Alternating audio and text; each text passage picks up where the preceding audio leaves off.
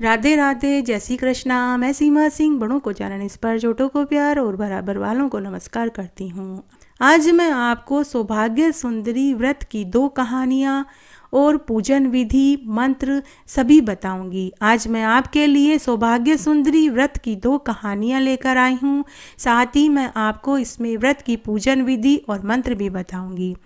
मार्गशीर्ष मास अगहन मास की कृष्ण पक्ष की तृतीया को सौभाग्य सुंदरी व्रत व पूजन किया जाता है।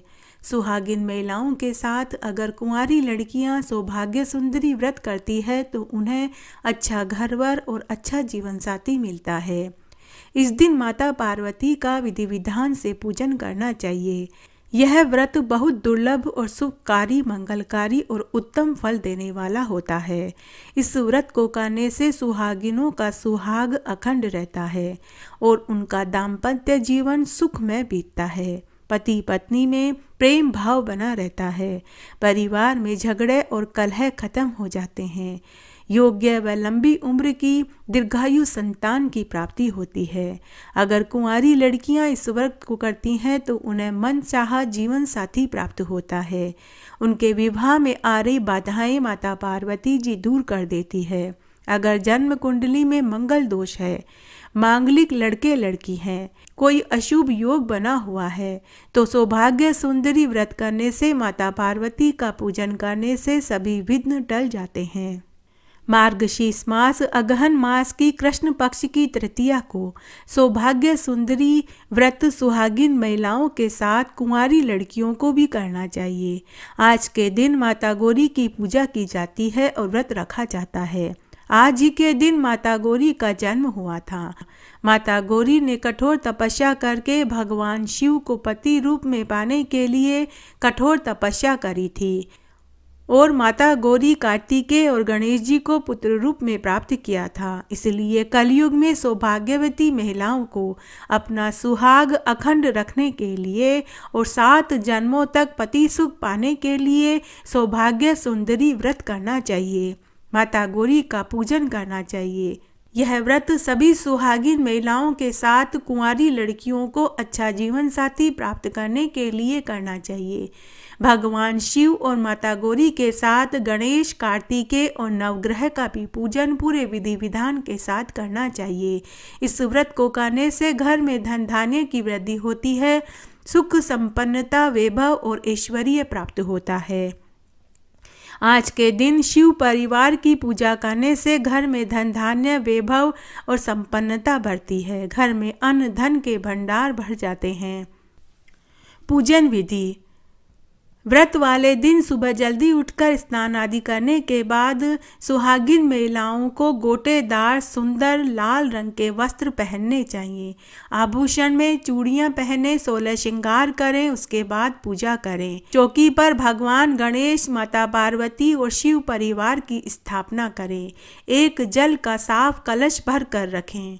घी का दीपक जलावें। गणेश जी और शिव जी के चंदन का टीका लगावें। माता पार्वती जी को लाल सिंदूर की बिंदी और मांग जरूर भरें।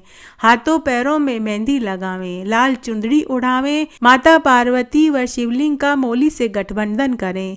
गणेश जी को जनेऊ चढ़ावें। चंदन का टीका लगावें। चावल लगावें। फूल माला पहनावें। नारियल दक्षिणा के रुपए रखें। गणेश जी के भोग में 4 बेसन के लड्डू चढ़ावें। पान, सुपारी, लौंग, इलायची का मीठा पान जरूर चढ़ावें और माता पार्वती और शिव जी की पूजा करें। नवग्रह की पूजा करें। फिर कार्तिकेय भगवान की पूजा करें। उसके बाद माता पार्वती और शिव जी का पूजन करें। देवी पार्वती की प्रतिमा को दूध, दही, घी, शहद, पंचामृत से स्नान करावें। उसके बाद साफ जल से स्नान करावें। उसके बाद लाल चोली, लहंगा, चुनरी ओढ़ावें। रोली का टीका लगावें। मांग भरें। चावल लगावें। मोली चढ़ावें। हाथ पैरों में माता पार्वती की मेहंदी लगाएं। आंखों में काजल लगावें। सुहाग की पिटारी चढ़ावें। फूल माला पहनावें। उसके बाद भोग में सूखे मेवे, मिठाई, पान, सुपारी, लौंग, इलायची का मीठा पान चढ़ावें और दक्षिणा के रुपए रखें। भगवान शिवलिंग को भी पंचामृत से स्नान करावें। चंदन का टीका लगावें। बेल पत्र, आंकड़ा, धतूरा के फूल चढ़ावें और मीठे का भोग लगावें और मंत्र बोलें, ओम उमाय नमः। देवी देई उमे गोरी त्राही मांग करुणा निधे माम अपराधा शांतव्य भक्ति मुक्ति प्रदा भव। भगवान शिव की पूजा करते समय ओम नमः शिवाय या फिर श्री शिवाय नमस्तुभ्यम मंत्र का जाप करें। गणेश जी की पूजा करते समय ओम गम गणपतिये नमः मंत्र का जाप करें। पूजा करने के बाद संकल्प लेवें। संकल्प लेने के बाद क्षमा याचना करें और बोलें कि हे माँ गौरी, मेरे दुखों को, मेरे कष्टों को हरो। मुझे अपनी बेटी समझकर मुझे आशीर्वाद दो। मुझे आरोग्य, सौभाग्य, रिद्धि सिद्धि और योग्य दीर्घायु संतान दो। व्रत वाले दिन ब्रह्मचर्य का पालन करें और दूसरे दिन एक ब्राह्मण को भोजन करा के दक्षिणा देवें, 5 कपड़े जरूर देवें। व्रत वाले दिन शाकाहारी भोजन करना चाहिए। उस दिन झूठ, चोरी, परनिंदा से बचना चाहिए। हो सके तो रात्रि जागरण जरूर करें और भगवान शिव, माता पार्वती और गणेश कार्तिकेय के भजनों को गाएं। आइए अब हम सौभाग्य सुंदरी व्रत कथा सुनते हैं। माता पार्वती जी की 2 सखियां थी। एक का नाम जया तो दूसरी का नाम विजया था। एक दिन मुनि कन्या ने उनसे पूछा कि आप दोनों तो हमेशा माता पार्वती जी के साथ रहती हैं। आपको तो सब अच्छे से मालूम होगा कि माता पार्वती जी को क्या पसंद है और क्या नहीं, और किस मंत्र को बोलने से वे जल्दी से प्रसन्न हो जाती हैं और आशीर्वाद देती हैं, और किस तरह उनका पूजन करना चाहिए। माता पार्वती जी को खुश करने के लिए क्या करना चाहिए, उन्हें कैसे खुश रख सकते हैं ताकि मृत्यु लोक में सुहागिनों का सुहाग अखंड रहे और कुंवारी कन्याओं को मन पसंद अच्छा जीवन साथी मिले। तब माता पार्वती जी की सखी जया मुनि कन्याओं से बोली कि मार्गशीर्ष माह में सौभाग्य सुंदरी व्रत करने से, माता पार्वती जी की पूजा करने से महिलाओं का सुहाग अखंड और अमर रहेगा। इस दिन महिलाओं और कुंवारी कन्याओं को सौभाग्य सुंदरी व्रत करना चाहिए और शिव परिवार की पूजा करनी चाहिए। माता पार्वती जी का शिव परिवार की पूजा मंदिर में जाकर करने से इसका ज़्यादा फल मिलता है, परंतु अगर कोई घर पर भी करना चाहे तो घर पर भी गणेश, कार्तिकेय, नवग्रह, माता पार्वती और शिवलिंग की पूजा कर सकता है। शिव परिवार की पूजा पूरे विधि विधान से करने से ही इसका संपूर्ण फल प्राप्त होता है। उस दिन माता पार्वती जी को सुहाग की पिटारी चढ़ानी चाहिए। हल्दी, कुमकुम, अक्षत, मेहंदी, रोली मोली चावल से पूजा करें। भोग में सूखे मेवे, मिठाई, पान, सुपारी, इलायची का मीठा पान जरूर चढ़ावें। गणेश जी की पूजा करें, भोग चढ़ावें, पान, सुपारी, नारियल दक्षिणा रखें। कार्तिकेय व नवग्रह की पूजा करें। शिव जी का पंचामृत से अभिषेक करें। बिल पत्र, आंकड़ा, धतूरा, जनेऊ, सूखे मेवे, मिठाई का भोग लगावें। सौभाग्य सुंदरी व्रत वाले दिन माता पार्वती को दूध से बनी हुई चीज का मिठाई भोग लगाने से ज़्यादा फल मिलता है। व्रत करने वाले मनुष्य को एक समय शाकाहारी भोजन करना चाहिए और दूसरे दिन ब्राह्मण दंपति को भोजन करा के उन्हें दक्षिणा और अन्न, वस्त्र, रुपया जरूर देना चाहिए। सुहाग की पिटारी को या तो मंदिर में चढ़ा दें या फिर किसी सुहागिन ब्राह्मणी को इसे देवें। आइए अब हम एक दूसरी सौभाग्य सुंदरी व्रत कथा सुनते हैं। एक बार माता पार्वती और महादेव जी नंदी पर सवार होकर मृत्युलोक में भ्रमण कर रहे थे। महादेव जी नंदी पर बैठे थे और पार्वती जी पैदल चल रही थी। तो लोग कहने लगे कि देखो, आदमी तो सवारी कर रहा है और बेचारी औरत पैदल चल रही है। तब महादेव जी नंदी पर से उतर गए और पार्वती को नंदी पर बैठा दिया। थोड़ा आगे चलने पर फिर से लोगों ने कहा कि देखो, कैसा जमाना आ गया है, औरत तो सवारी कर रही है और पति बेचारा पैदल चल रहा है। ऐसा सुनकर पार्वती जी और महादेव जी दोनों नंदी पर बैठ गए। थोड़ा आगे जाने पर फिर से लोगों ने कहा, देखो कैसे निर्दयी लोग हैं, बेचारे जानवर के ऊपर दोनों बैठ गए। उसके बाद महादेव और पार्वती जी दोनों नंदी से उतरकर पैदल चलने लगे। तब माता पार्वती जी ने महादेव जी से कहा कि हे देव, ये लोग ऐसी बातें क्यों करते हैं। तब महादेव जी ने कहा कि पार्वती, दुनिया इसी को कहते हैं, यही दुनिया है। उसके बाद महादेव और पार्वती जी आगे चलने लगे। आगे गए तो वहाँ एक गाय उठ और बैठ रही थी और बेचैन हो रही थी। माता पार्वती जी ने महादेव जी से पूछा कि इस गाय को क्या कष्ट है। तब भगवान महादेव बोले कि इस गाय को बछड़ा होने वाला है। तब माता पार्वती बोली कि बच्चा होने के लिए इतना कष्ट उठाना पड़ता है तो आप मुझे गांठ दे दीजिए। लेकिन महादेव जी बोले कि पार्वती इतनी भी क्या जल्दी है, थोड़ा और आगे चलो। आगे जाने के बाद उन्हें एक घोड़ी मिली जो बार बार उठ और बैठ रही थी और गोल गोल चक्कर लगा रही थी। उसे देखकर ऐसे लग रहा था कि मानो उसे भी बहुत कष्ट हो रहा हो। माता पार्वती ने फिर से महादेव जी से पूछा कि हे देव, इस घोड़ी को क्या हो गया, ये इतनी कष्ट में क्यों है। तब महादेव जी बोले कि हे गोरा, इसके बच्चा होने वाला है। तब माता पार्वती जी फिर से बोली कि बच्चा होने के लिए इतना कष्ट उठाना पड़ता है तो मुझे बच्चा नहीं चाहिए, आप तो मुझे गांठ दे दीजिए। भगवान बोले कि हे गोरा, इतनी भी क्या जल्दी है, अभी और आगे चलो। इस तरह वे फिर से आगे चलने लगे। आगे गए तो एक राजा की नगरी आई। पूरी प्रजा उदास बैठी हुई थी। महल में अंधेरा हो रहा था और राजा भी दुखी हो रहे थे। ढोल नगाड़े उल्टे पड़े थे। माता पार्वती ने पूछा कि इस नगरी के सभी लोग इतने उदास क्यों हैं और राजा भी दुखी क्यों दिखाई दे रहा है। महादेव जी बोले कि हे गोरा, इसकी रानी को बच्चा होने वाला है। अब तो माता पार्वती जी ने हट पकड़ ली और वहीं बैठ गई और बोली कि अब तो आप मुझे गांठ दे दीजिए, मुझे तो बच्चा नहीं चाहिए। अगर बच्चा पैदा करने में इतना कष्ट होता है तो मुझे बच्चा नहीं चाहिए। महादेव जी ने माता पार्वती से कहा कि हे गोरा, अगर मैंने तुम्हें गांठ दे दी तो फिर इस गांठ को मैं भी नहीं खोल पाऊंगा। अगर भविष्य में तुम्हें माँ बनने की इच्छा पैदा हुई तो मैं तुम्हें बच्चा नहीं दे पाऊंगा। लेकिन माता पार्वती जी ने हट पकड़ ली तो महादेव जी को गांठ देनी पड़ी। इस तरह भ्रमण करते करते वे एक पीपल के पेड़ के नीचे जाकर के बैठ गए। गोरादेव वहाँ आई है, ये गांव के लोगों को पता चल गया। उस दिन सौभाग्य सुंदरी व्रत था। जब गांव के और आसपास की महिलाओं को पता चला कि माता पार्वती जी पीपल के पेड़ के नीचे बैठ के सुहाग बांट रही है तो सभी सुहाग लेने के लिए उनके पास पहुंचने लगी। सुबह से ही स्त्रियां पूजा करने के लिए वहां पहुंचने लगी और गोरा से सुहाग मांगने लगी। माता पार्वती उन सबको सुहाग बांटने लगी। दोपहर के बाद बड़ियों की औरतें ओढ़ पहनकर 16 श्रृंगार करके पूजा करने के लिए गीत गाती हुई पहुंची।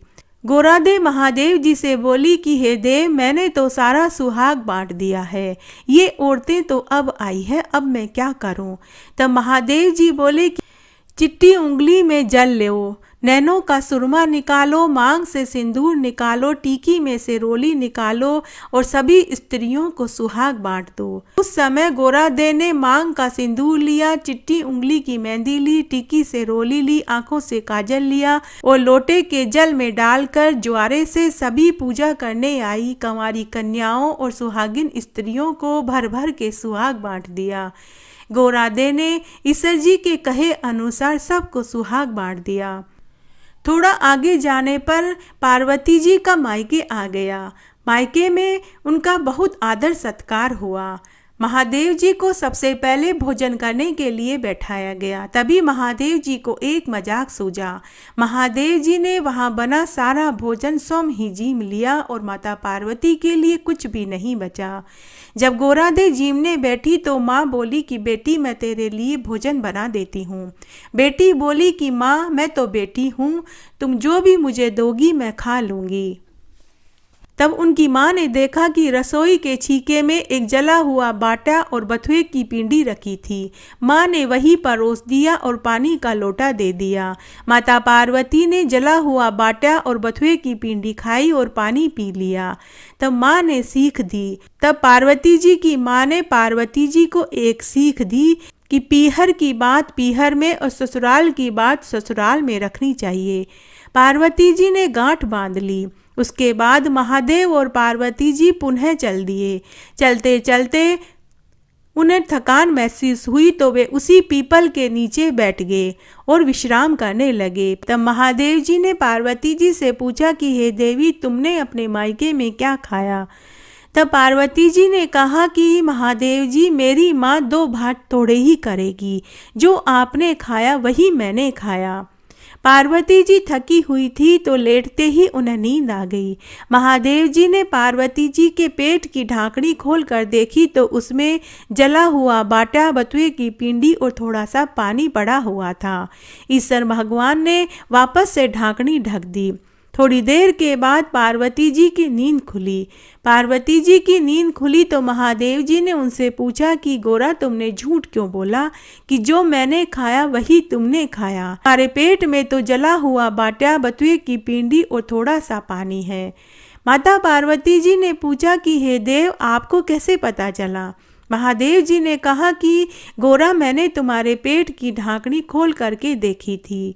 तब माता पार्वती जी नाराज होते हुए बोली कि हे भगवान, आज तो आपने मेरे पेट की ढाकनी खोल करके देख ली। जगत में आज के बाद ऐसा नहीं होना चाहिए, इसलिए आप पेट की ढाकनी को उल्टी कर दीजिए। उस समय के बाद पेट की ढाकनी उल्टी कर दी, अर्थात पेट में जो सुंडी होती है उसे महादेव जी ने उल्टी कर दी, ताकि भविष्य में कोई भी उसे खोल कर न दे सके। पीहर की बात ससुराल में और ससुराल की बात पीहर में नहीं जानी चाहिए।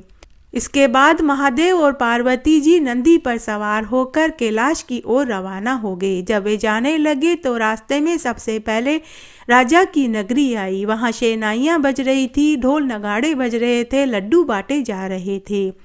पार्वती जी ने महादेव जी से पूछा कि ये इतने खुश क्यों हैं? पहले तो ये सभी दुखी थे।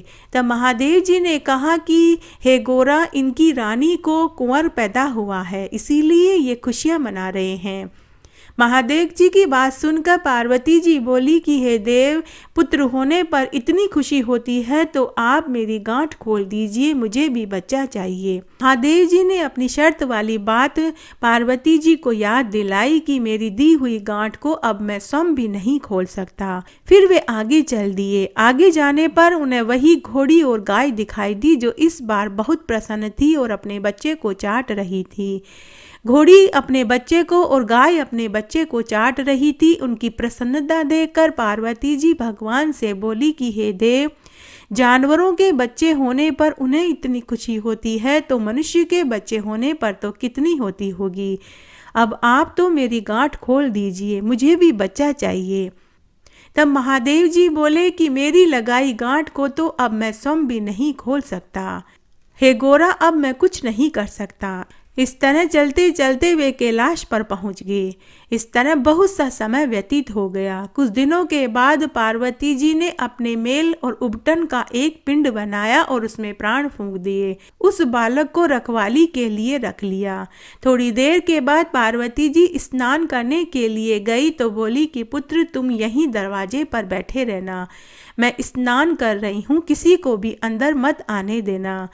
थोड़ी देर के बाद भगवान महादेव वहां पहुंच गए तो उस बालक ने उनको अंदर नहीं जाने दिया। भगवान ने पूछा कि तुम कौन हो? बालक बोला कि मैं पार्वती का पुत्र हूँ। भगवान सोच में पड़ गए कि पुत्र कहाँ से आया। तब भगवान महादेव ने अपने त्रिशूल से उस बालक का गला काट दिया। जब महादेव जी को अंदर आया देखा तो माता पार्वती जी ने महादेव जी से पूछा कि आप अंदर कैसे आए? मैंने अपने पुत्र को दरवाजे पर बैठाया था। अभी पार्वती जी को अनिष्ट की आशंका हुई तो वे भागी भागी दरवाजे पर आई तो उन्होंने देखा कि उनका पुत्र की गर्दन कटी हुई थी। तब माता पार्वती क्रोधित हो गई और बोली कि आप अभी इसी समय मेरे पुत्र को जीवित कर दीजिए। तब भगवान महादेव जी ने अपने गणों को बुलाया और कहा कि जो भी महिला अपने पुत्र से पीठ देकर सो रही हो, उसी के बच्चे का सिर काट कर के ले आओ। गण सभी जगह घूमते घूमते जंगल में पहुंचे। वहां एक हथीनी अपने बच्चे से विमुख होकर सो रही थी। गण उसी का सिर काट कर के ले आए। तब भगवान महादेव ने हाथी के बच्चे के सिर को बालक के शरीर से जोड़ दिया और उसके ऊपर अमृत का छींटा दिया। और भगवान महादेव ने पार्वती से कहा कि हे पार्वती, तेरा ये पुत्र आज के बाद तेरा ये गौरी पुत्र गणेश के रूप में जाना जाएगा। सबसे पहले घर में जब भी कोई शुभ कार्य होगा तो पहले गणेश की पूजा होगी, उसके बाद में ही दूसरे देवी देवताओं की पूजा होगी। इस प्रकार आज मैंने आपको सौभाग्य सुंदरी व्रत कथा सुनाई, पूजन विधि और मंत्र भी बताए। आशा करती हूँ आपको ये वीडियो जरूर पसंद आएगा। इस कहानी का फल सबको मिले, कहानी कहने वाले को, सुनने वाले को और हुकारा भरने वाले को। घटती हो तो पूरी हो तो परवान चढ़े, भूले बिसरे नाम तेरे भंडार में भरे। मेरे साथ बने रहने के लिए आपका धन्यवाद।